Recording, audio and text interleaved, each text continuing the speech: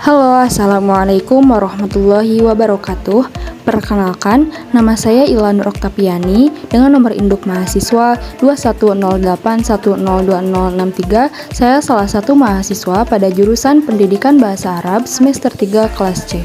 Video kali ini untuk memenuhi tugas UTS mata kuliah Qawaidul Imla wal Khat dengan dosen pengampu Ibu Yanti Kusnawati MAG.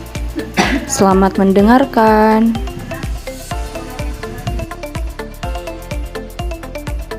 Materi yang akan saya bahas yaitu Al-Akhta'ul Lughawiyah Al-'Am, artinya kesalahan berbahasa secara umum.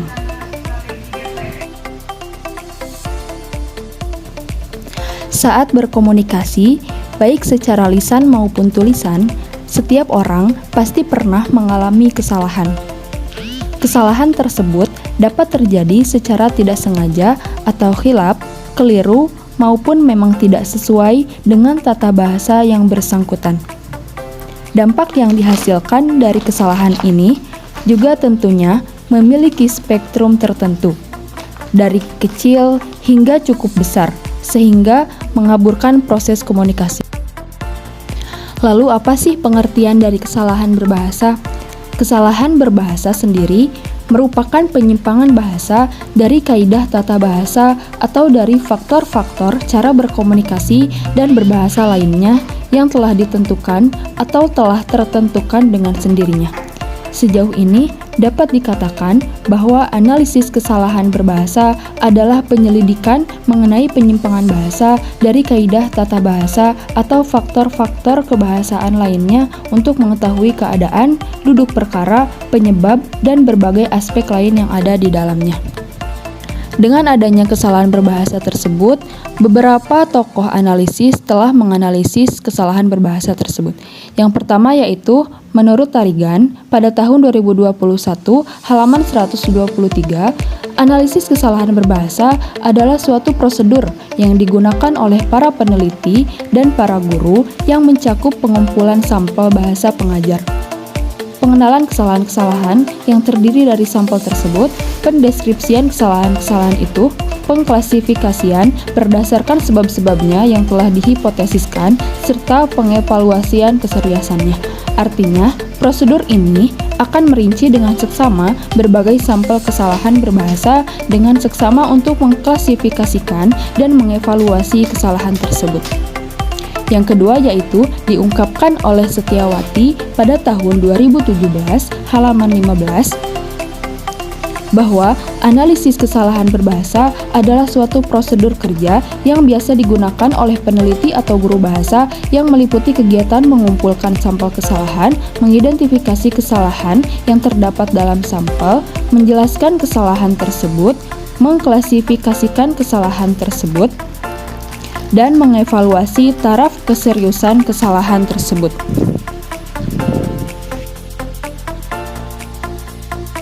Maka dapat disimpulkan bahwa analisis kesalahan berbahasa adalah prosedur penyelidikan mengenai kesalahan berbahasa yang dilakukan dengan mengumpulkan sampel-sampel kesalahan, identifikasi kesalahan, pendeskripsian kesalahan, hingga pengelompokan keseriusan kesalahan-kesalahan tersebut agar dapat dievaluasi secara seksama.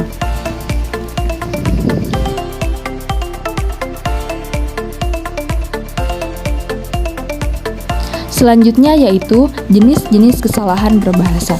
Yang pertama, lapses atau penyimpangan, yang kedua error atau kesalahan, dan yang ketiga mistake atau kekeliruan.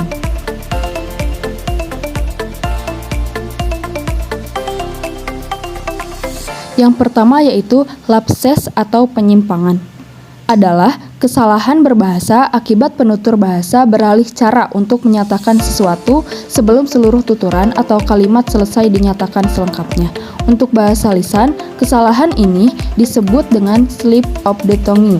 Sedangkan untuk bahasa tulis, kesalahan ini disebut slip of the pen. Kesalahan ini terjadi akibat ketidaksengajaan dan tidak disadari oleh penuturnya.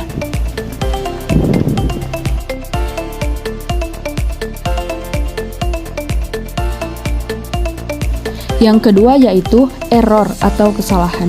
Error atau kesalahan adalah kesalahan berbahasa yang disebabkan oleh penutur yang melanggar kaidah atau aturan tata bahasa yang telah ditetapkan.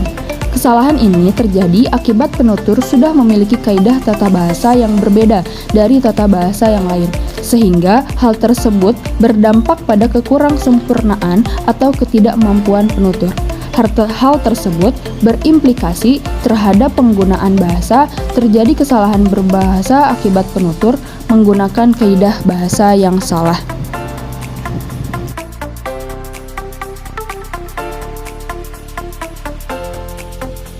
Lalu yang terakhir yaitu mistake atau kekeliruan. Adalah kesalahan berbahasa yang disebabkan oleh penutur tidak tepat dalam memilih kata atau ungkapan untuk situasi tertentu. Kesalahan ini mengacu kepada kesalahan akibat penutur tidak tepat menggunakan kaidah yang diketahui benar, bukan karena kurangnya penguasaan bahasa kedua. Kesalahan terjadi pada produk tuturan yang tidak benar.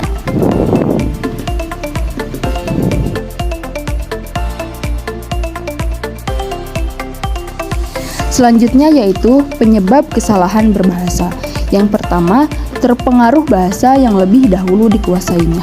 Ini dapat berarti bahwa kesalahan berbahasa disebabkan oleh interferensi bahasa ibu atau bahasa pertama terhadap bahasa kedua yang sedang dipelajari si pembelajar atau siswa.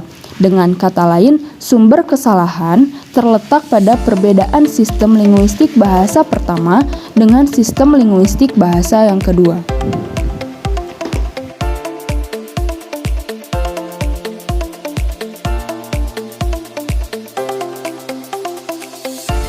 Penyebab kesalahan berbahasa yang kedua yaitu kekurangpahaman pemakai bahasa terhadap bahasa yang dipakainya. Kesalahan yang merefleksikan ciri-ciri umum kaidah bahasa yang dipelajari.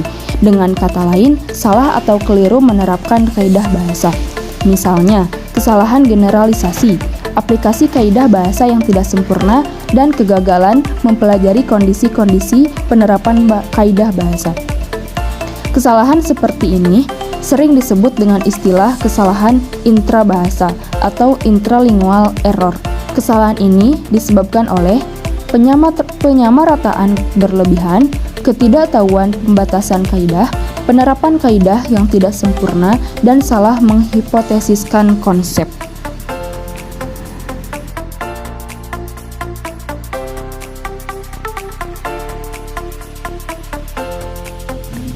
Lalu penyebab kesalahan berbahasa yang terakhir yaitu pengajaran bahasa yang kurang tepat atau kurang sempurna. Hal ini berkaitan dengan bahan yang diajarkan atau dilatihkan dan cara pelaksanaan pengajaran. Bahan pengajaran menyangkut masalah sumber, pemilihan, penyusunan, pengurutan, dan penekanan. Cara pengajaran menyangkut masalah pemilihan teknik penyajian, langkah-langkah dan urutan penyajian, intensitas dan kesinambungan pengajaran, dan alat-alat bantu dalam pengajaran.